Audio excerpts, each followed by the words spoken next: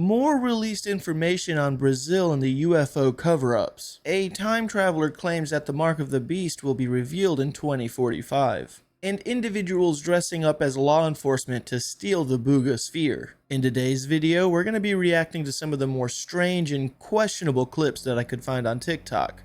Let's get into it. This is arguably one of the worst things that could have ever happened to you. Well, you all know about the different types of horrendous punishments that used to be about in medieval times. Pretty sure you haven't heard of this one before, and especially the more modern day punishments. But some of them are arguably more brutal. This is known as a standing cell, which doesn't seem bad at all, right?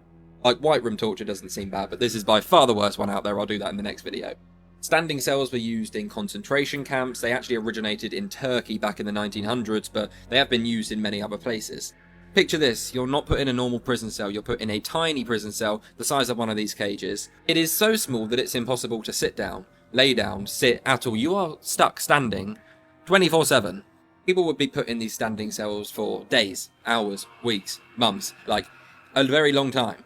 Chances are back in the day when these were being used, you're probably not being fed or watered, so it is not going to be nice at all. To say standing in a cell doesn't sound that bad, but trust me, if you ever stood up for 24 hours straight, you're probably going to get a bit achy, so imagine that for months, and you're not allowed to sit down whatsoever. But also, how are you going to sleep? Most people who have been in these situations say they never slept, and if they did survive, they rarely got by. Time your bones and body would actually start to give in as well, and that's the graphic part that I can't even talk about on here.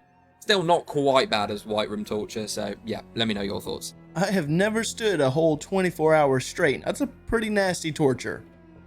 Following footage is from a woman who was winding down for the evening and decided to do a quick snap of her doggies, but then she captures something absolutely terrifying. What appears to be a tall shadow man watching her from the doorway, and it moves. But also look at her dog. Her dog sees it and comes to attention. Take a look at this footage, comment below, tell me what you think. The dogs are ready for bed. It's just a peaceful night here. Here I go to bed myself. What is that? What? Oh, God! Right here. Here I go to bed myself. What is that? What? Oh, God!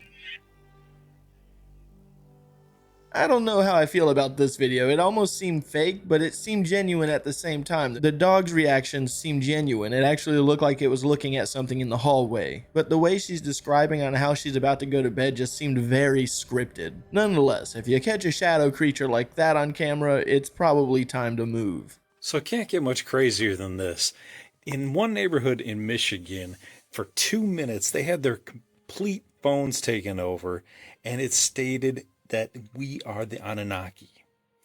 This happened in a military base previously, and it was reported, but on the sly. People went outside and all had the same thing happening to their phones. They looked around and they saw this huge plasma ball just hovering over the street. As they saw this plasma ball, it started to communicate with them telepathically. What it said telepathically was, we are the Anunnaki, we are here to save you. And then after a couple minutes, it just disappeared. And their phones came back on. Do you believe in the Anunnaki? Do you believe that this actually happened? Was a neighborhood just making this up for notoriety and spam? I don't know, but I think it is interesting that it was reported to happen at a military base and in a neighborhood. Are the Anunnaki here? Who are the Anunnaki? Leave your comment in the comments section. Lockdown Universe out. Now, I looked this up and I cannot find anything about a whole town experiencing this, so I'm going to go down the path that this isn't true, unless I just cannot find this information anywhere. Please leave a comment letting me know where this information is coming from. Because if a whole town was experiencing that and they were telepathically being spoken to by this orb, that's gotta be on the news. But also, why would the Anunnaki just pick that town and that military base? Why not just do that worldwide? Basically, everyone in the world has a phone, so why not just do that and give everybody in the world the same experience? Unless they're trying to do it in small bursts so that they don't cause mass panic across the whole world. I'm still gonna rule it out as false information, but let me know in the comments, please. Hey, if you haven't done so already and you're enjoying the show, give it a like. And if you're new to the channel, subscribe. For everyone that's currently watching and or subscribed, I upload a video every Monday, Tuesdays, Thursdays, and Fridays at 9 a.m. And I want to thank you guys for supporting the channel. This time traveler claims we're all going to have the mark of the beast by 2045. Watch this, This guy y'all. claims he's from the future. He's a real dude. Adam Archon, and I am a time traveler. Adam Archon claims to be a time traveler from the year 2045. But is So he? he was sat down for a lie detector test, and every question he was asked came true. Very Most of the questions strange, were y'all. about Watch. 2045. And what he said was disturbing, yet kind of interesting. He claimed that everyone would have chips in their hand for identification and The payment. mark of the I do beast. have an implanted chip in my hand known as the One. Now, what's crazy is that's already happening now already. He also claims that the world will be ruled under one law, one world order. In 2030, all of the world's countries converge into one supernation. And that Doesn't sound that successfully far-fetched. cloned and regenerated dinosaurs and have dinosaur zoos. This is interesting because already right now they are starting the process of bringing back The woolly dire mammoths. wolves It that is just true came out. that aliens did land on Earth in August 2028. This is an older video, but some of these things are actually coming true. They just de-extinct the dire wolf. The prophecy is coming true, y'all. As always, thank you for watching. Stay weird. I mean, 2030 is just 5 more years away, and we're already halfway done with this year as is. So it'll be interesting to see, because there's a lot of things happening right now that guy is talking about that's coming into play. And I don't know how I feel about having something implanted into your skin for payment and identification. I mean, some people do that to their animals to keep track of them. Is that basically what the government would be doing to us at that point? I don't like that. And as far as the one world order type deal, we have a hard enough time getting along in this world as is. I don't know if I see that happening, to be honest. But let me know in the comments on what you guys think about all this.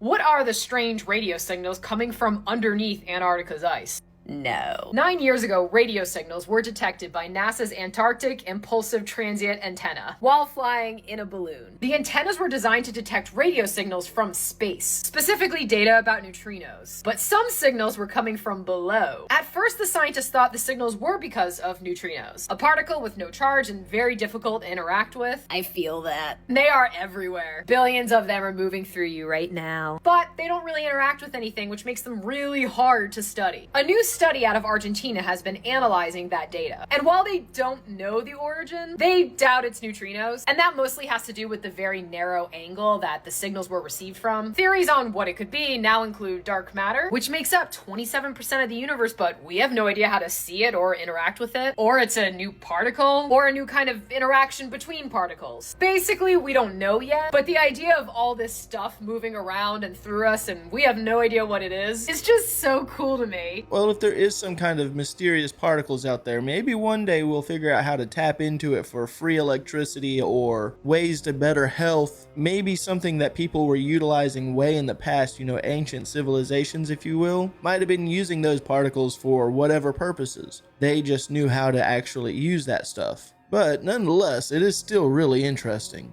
There is this weird phenomenon that happens every year in India where birds just themselves. This has been happening in this certain part of India, and it's like in this one particular village. And this is going to throw you off. Migrating birds are usually the ones that this happens to. It's usually like the migrating birds. Every year in September to October, from 6 to 9, all of these birds will just drop down to their and just start hitting the ground. Really? In this one Start certain dive part. bombing. Yeah, in this one certain part of India. And nobody knows why they do this. They just kill themselves. And scientists, some of them believe that it could be because of the weather, but it only happens in September to like October. Every year. Every year from 6 to 9. And it always happens like clockwork. At the same time, the same month, for some weird reason. All these birds just fly start straight dive out. bombing into the ground and kill themselves. What the hell is that? I don't know. And it's only in that certain part. I just thought this was super weird, but let us know what y'all think that is. Put it down in the comments. Let us know what y'all think that is. But Did they say what type of bird? Like, The bird that does is it always the same bird? It's not always the same bird. It's like damn, it's always a different type of bird. Yeah, I think it's like the specific type is just migrating birds. That's crazy. Yeah, so I don't know what to even how to explain this. I gotta see footage of this. If this is what it looks like, this is interesting. Whoa. Nah, that's crazy. You know what I'm saying? So I looked this up, and apparently this is half true. This takes place in a village in Assam, India, and it happens at night. Also from the time of September to November. There's a few explanations behind this, but not absolutely confirmed. Some people are saying it's because the birds are just attracted to the light that's shining at night, and there's some other people that are saying that it could be due to electromagnetic anomalies. Regardless, this story is kind of true and kind of false, but it is something that does happen, so that is definitely odd. Officially, Operatio Prato, Operation Saucer, was terminated in early 1978 after only 4 months of activity. However, insiders and independent investigation continued covertly. So this was possibly under a different code name, and we're not sure about that. But some witnesses claim that the military maintained surveillance in the region long after the public exit, and there were documents that got declassified under a lot of pressure. Most of these documents, photos, interviews were classified until the early 2000s. Brazilian UFO researchers led persistent campaigns to demand transparency in this case. The document that you're exploring now is one of nearly 900 files released by Brazil's National Archives after years of pressure. So this is super cool. The release was incomplete. Some photos, recordings, and logs are still missing, according to the researchers. But Captain Holanda's confession in 1997 was super interesting. In a rare interview before he passed, Captain Holanda, the head of the Operatio Prato, said, "The lights were not of this earth. They reacted intelligently, and they were studying us." He admitted that the military personnel witnessed things that couldn't be explained, especially at that time, and some were ordered not to talk about it, as always. Now, just months after his 1997 interview, Captain Holanda was found passed away, allegedly by offing himself. UFO researchers immediately questioned the timing because he had just begun sharing more sensitive details in private about it.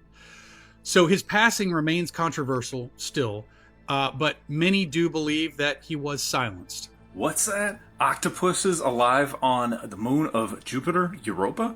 Let's hear about it. The United States Air Force Office of Special Investigations, Richard Doty, stated that there are octopuses on the moon of Jupiter, Europa. This is interesting because they sent up Voyager probes to go check this thing out.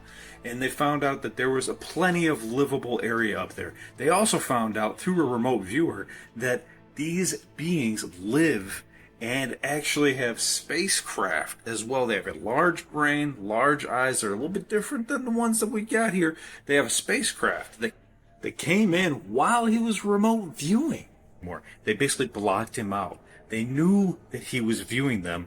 They brought in their spacecraft to block the planet so that he couldn't see anything anymore. So these squid, these octopi, these octopus are alive, and they might be the reason we have octopus here on Earth today. So is this a threat? No, but they are insanely smart. They're able to get out of jars simply by using their suction cups and maneuvering their way out. They're aliens. They're not supposed to be here on the planet. They're highly, highly intelligent, and apparently they're able to make spacecraft. So, yeah, let that haunt your dreams for the rest of the day. Lockdown Universe out. Peace. I'll just say I'll believe it when I see it. Though I don't doubt that if there's a planet way out there in the distance that has aquatic life form on it, and the octopus is the developed creature of that planet, that they probably are highly intelligent, because they are some smart creatures. But have you heard of the Black Eye Club? Black Eye Club? The last meeting, Trump and Elon had you saw Elon had that black eye. I don't know if you noticed that. And you look, there's different politicians and members of royalty. After something happens or something's about to happen, they'll show up with black eye. So they're saying that it's like some sort of like initiation or ritualistic thing, like humiliation. Yeah, and my question is presidential abuse. If definitely can't be that. If you're the richest man in the world and you're in the White House, you're in the Oval Office getting interviewed. Yeah. Nationwide television, Universal. Get some makeup. Get some makeup. Yeah. That's a personal decision. That's an But to his intentional point, decision to not he do it. wants to show that he's in the club. That would be Or the only has to show. Is there any other people that There's like Prince Andrew, who was tied to Epstein. Yep. And there's just other politicians that were it's like the same type of black eye. Did he address why I don't remember. He said his son hit him, which is This crazy, little dude. boy. My son's hit That me. kid's got some freaking hands, brother. It's It would true. take a lot for a 4-year-old to put a shiner on somebody. But in also- the exact spot that every other person of power. Oh, he's leaning into it. Interesting. It's also interesting that you could also say X when he's like, you could be meaning like maybe it's a metaphor for the company. The or company's something that killing. he's doing. Or his robot. I've always wondered about the Black Eye Club. It is a little odd that famous people or very political people do get into the situations where they end up having a black eye. And I mean, life happens. People make slips, accidents, and you can give yourself a black eye. Or in this case, like Elon said, his son gave him a black eye. But it does make you think that what if there is an organization out there that's like, hey, we got to give you this to initiate you into this club, and you have to go out wearing it as a badge of honor, if you will, a sign of initiation. One thing as a content creator that reacts to this kind of content, I'm always worried that what if I accidentally give myself a black eye and then people think that I'm in the Illuminati or something? People would definitely be concerned. There's already people concerned that I'm AI, so seeing a black eye on me would not make the situation any better, I'm sure. The Jersey Devil has been seen by thousands of people. Over 1,000 in January 1909 over the course of just a few days. But the story has a few problems. First, there's no record of a Deborah Leeds or her 13 children, but I didn't expect there to be. But Daniel Leeds was a local politician in the early 18th century. He was so unpopular that locals called him the Devil. In fact, the Jersey Devil creature was first known as the Leeds Devil. The 13th child legend emerged from around that, but the truth is, this was political name-calling that stuck. 300 years before Trump did it. Yep. It was so effective that Daniel Leeds left the country. In 1909, thousands of people did see the Jersey Devil, but what they saw was proven to be a hoax. It was a live kangaroo that had wings attached to it with a harness. And the people fell for this? Well, people believe what they want to believe. I'll prove it. Look, are alien abductions real? Of course they are. See?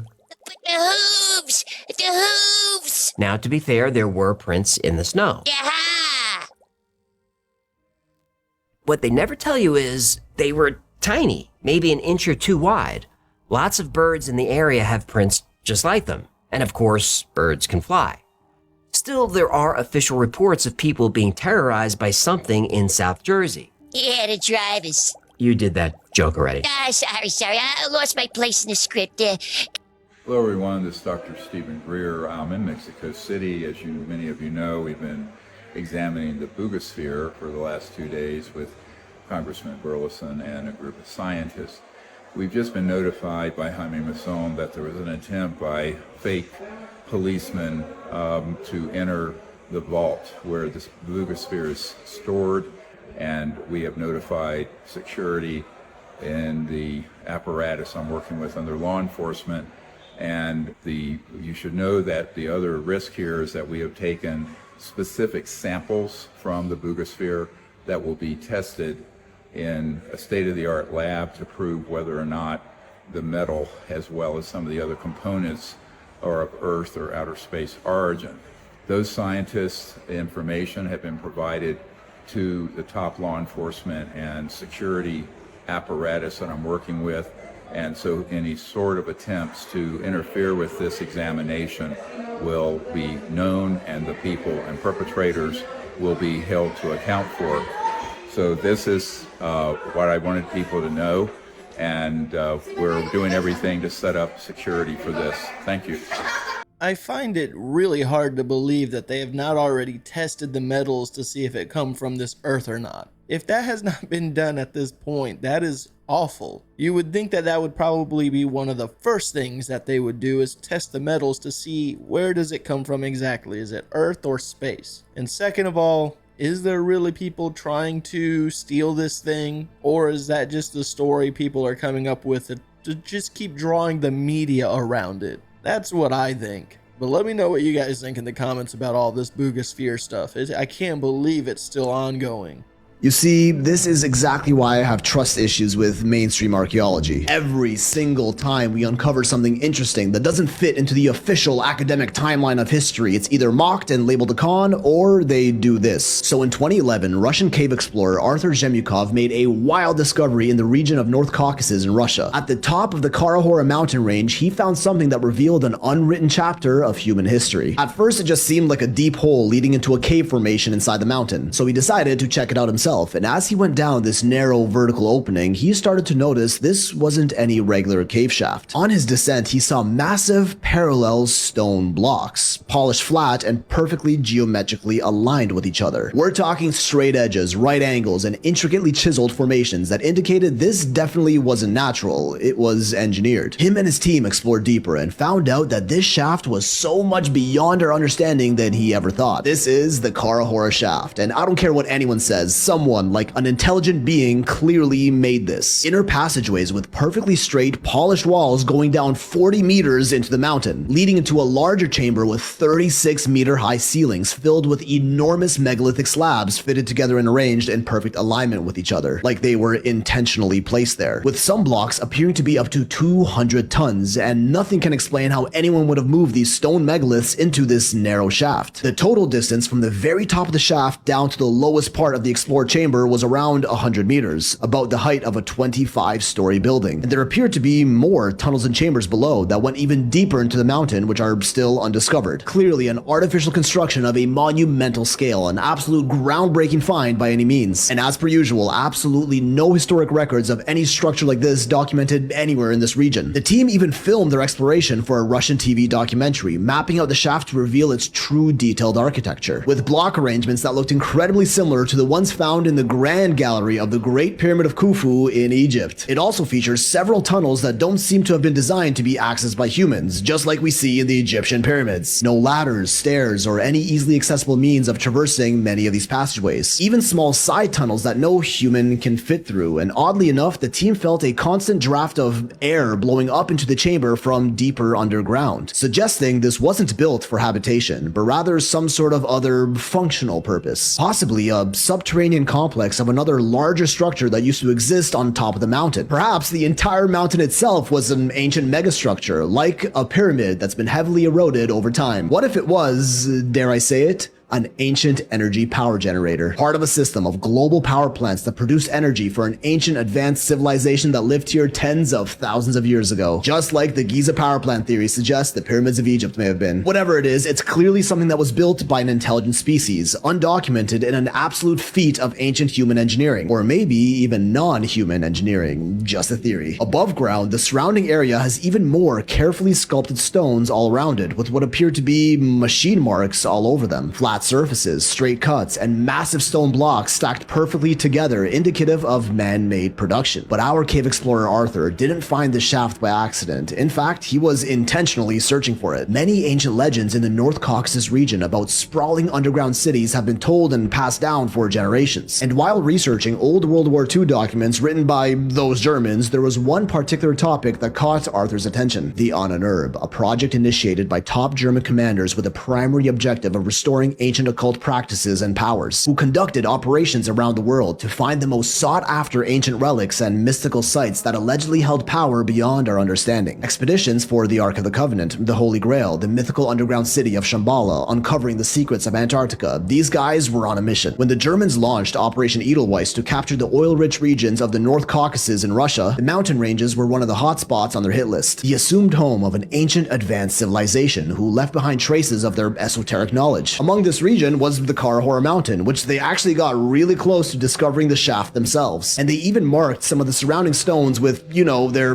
trademark symbol. It was through studying these old wartime documents that Arthur finally located the site, assuming there to be many, many more structures and full-blown underground cities in this mountain range, which still remains largely unexplored. In 2015, Arthur claims to have made yet another groundbreaking discovery about the shaft and the surrounding region, insisting that he gathers more resources for his expedition ASAP. And literally, the next day, he gets hit by a car and passes away. Yeah, for real, I can't make this shit up. Then Viktor Chernobrov, another explorer who accompanied Arthur in many of his explorations, dies of cancer 2 years later. Then 3 more team members involved in the expedition all abruptly pass away within that same time span. Was this just another huge coincidence, as I'm sure the debunkers are insisting it is, or did Arthur and his team find something that they weren't supposed to? Today, there isn't much information on the shaft or any explorations in the surrounding mountain range, with no new updates released about any of this for years and no plans in place to explore further, likely out of fear of having an accident if you do. If you genuinely think this is a natural formation and nothing suspicious is going on here, go get help.